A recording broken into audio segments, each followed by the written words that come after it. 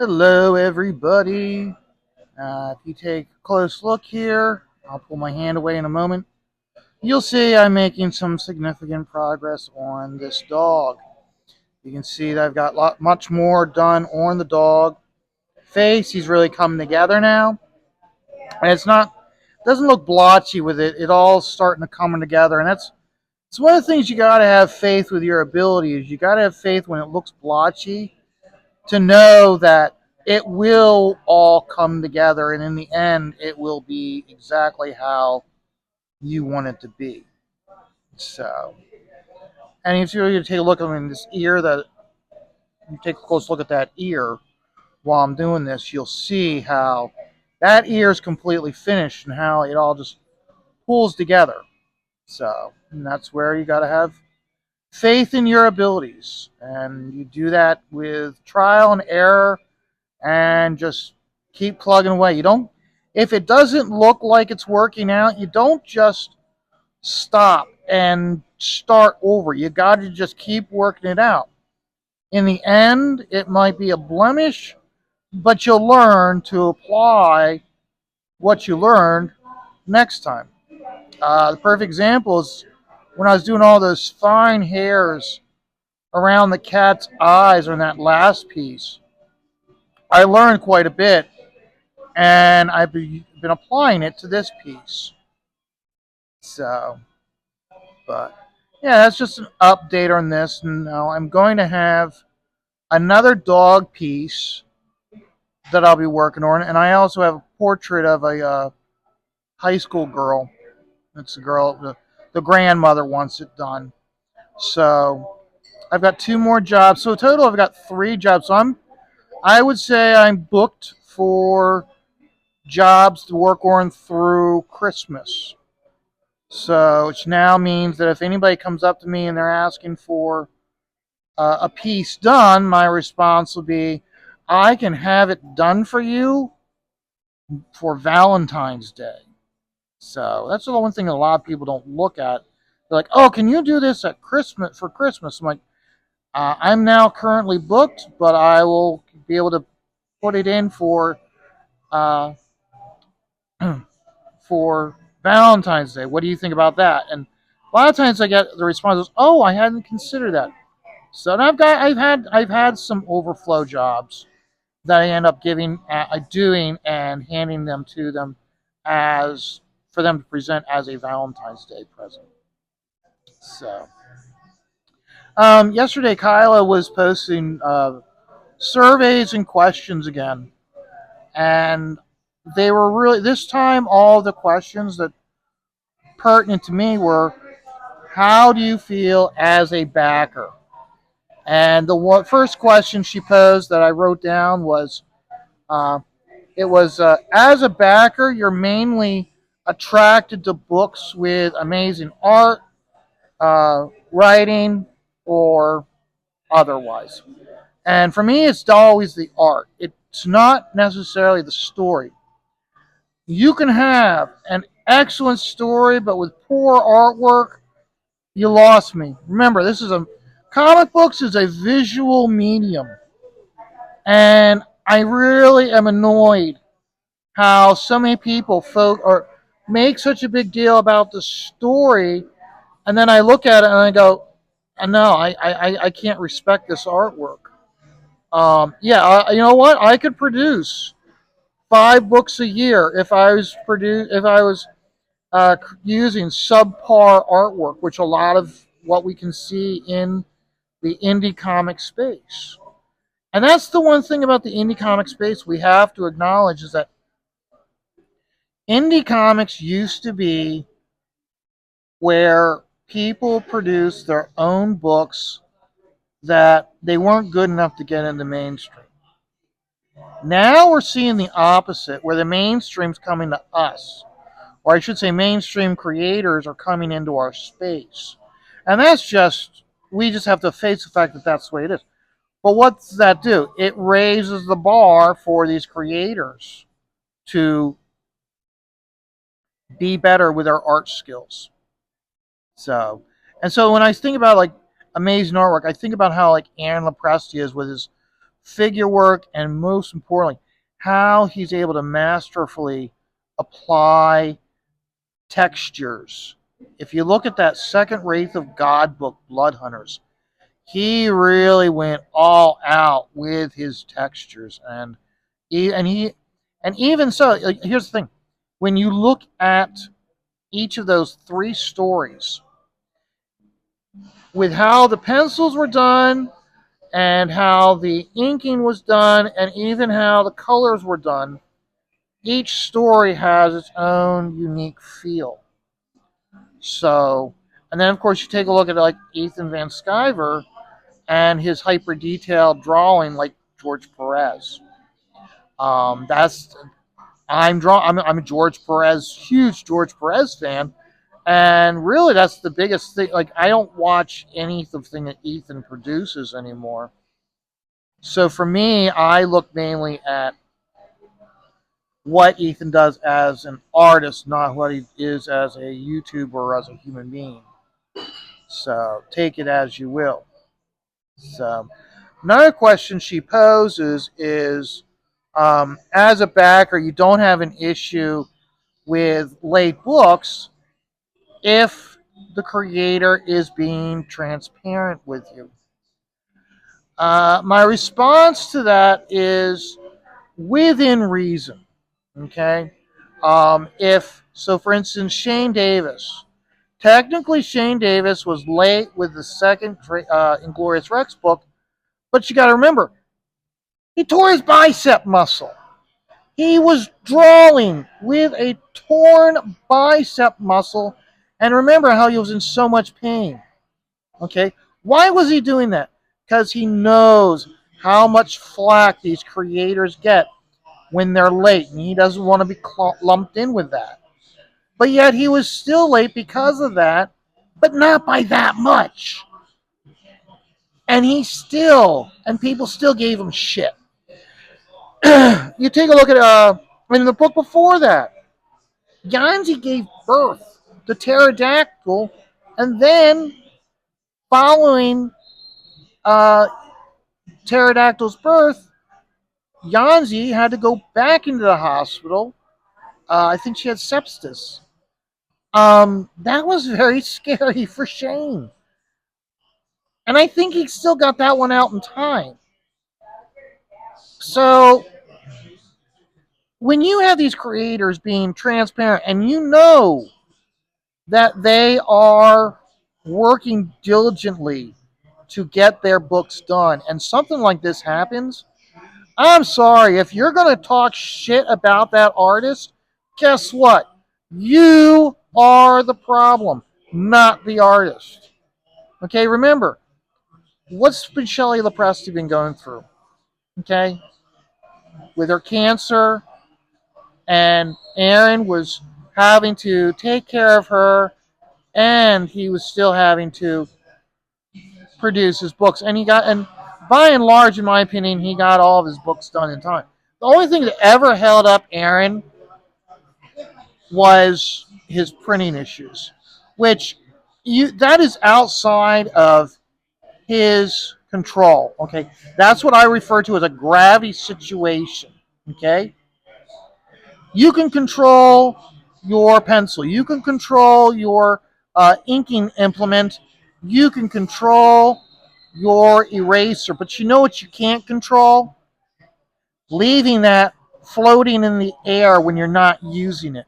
When you let go of that eraser, where's it going? The ground.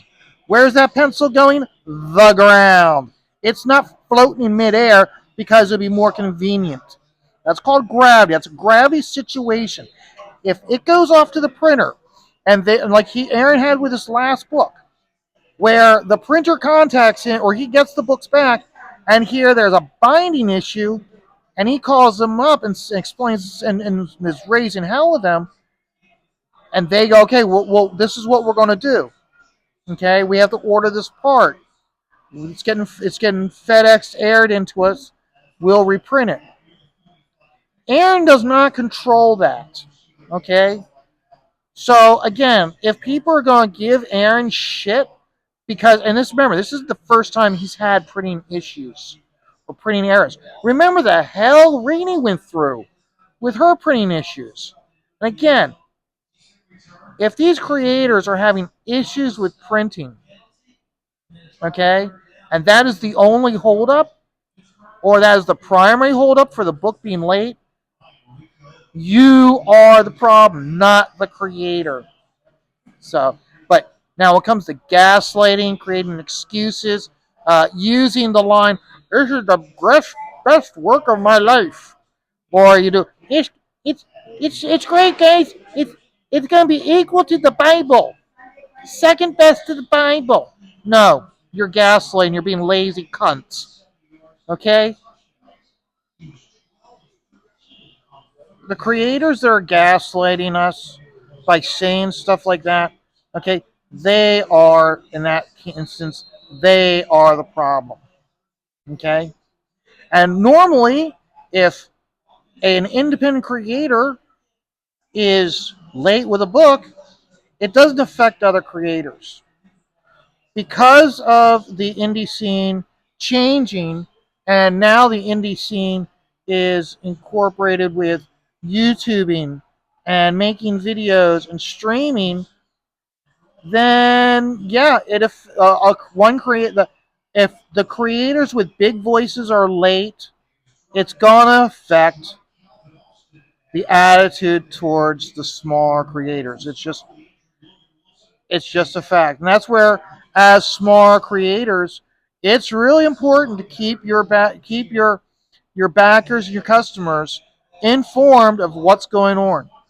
Okay, so if you have a hangnail and you're not able to draw, make damn sure that your fans and backers know that you're not drawing because you have a hangnail. Okay, they're gonna understand. So, um, the here's the last thing on that is, remember how Art was very late with his black and white book, and on the professionals he's made us aware of the fact that he has arthritis in his hands now, and he can't hold a nib or a brush. He has to use like Pentel brush marker now. I wish Art had been more forthcoming with that information. But here's the thing: how has Art been able to combat it? He's having it's not Joe Bennett. It's one of the artists in Joe Bennett's studio.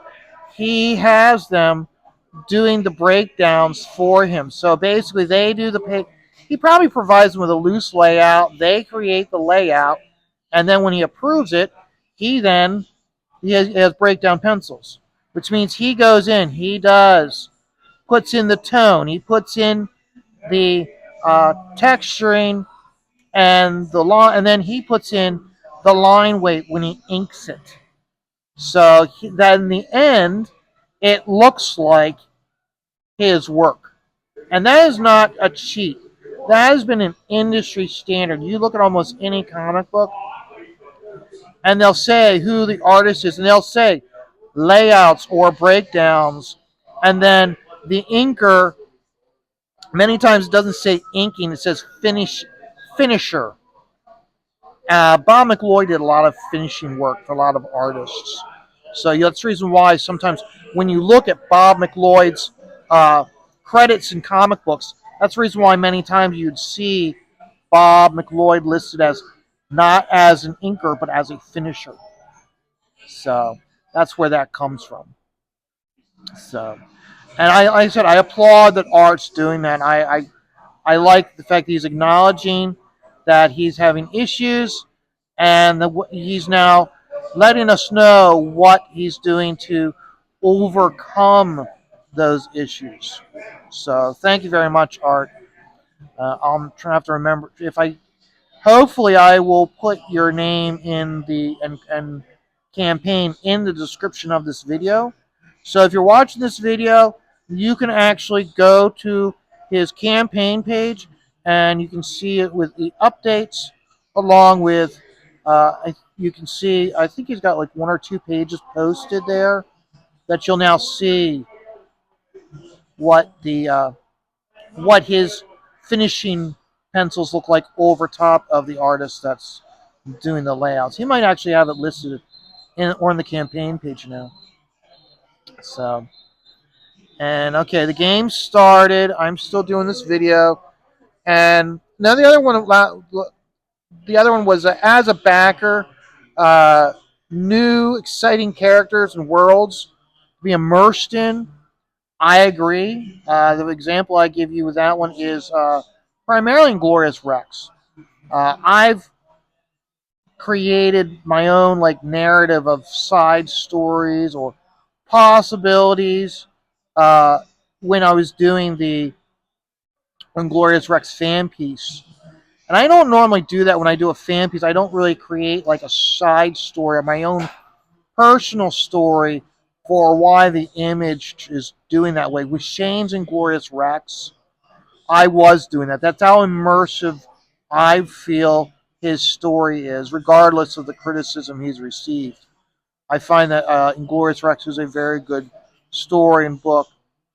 So, but there was two others. There was is the other one was about positive versus negative experiences. My opinion of that is I've had positive experiences, and I try to point them out and push them. The problem is when people have negative when people have a negative experience, especially in this space, it seems to override.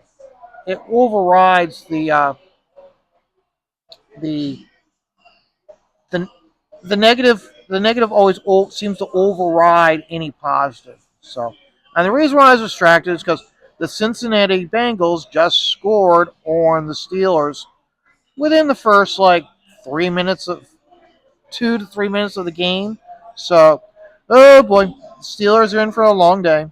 This is gonna be a pain in the ass day, and me along with the rest of the bar, we're gonna be very salty. So now, yes, this is a Steelers bar, but the big game today is going to be, I feel, is going to be later today when the Eagles play the Ravens. So I will be an Eagles fan for one day, rooting against the Ravens, just because I don't like the Ravens. So, guys, I hope you guys all have a great day. I'm going to have a great day. Hopefully, the Steelers pull their heads out of their ass and decide to start playing this game. So that all came from an interception. So, hey, Russell, get your act together. So, guys, have a great day. Remember, life, yes, life is very stressful. And that's why you have to take it all. Just take it all one dot at a time. Yeah, I know, that's my closing line. Hold on. We're going to hit the stop button about now.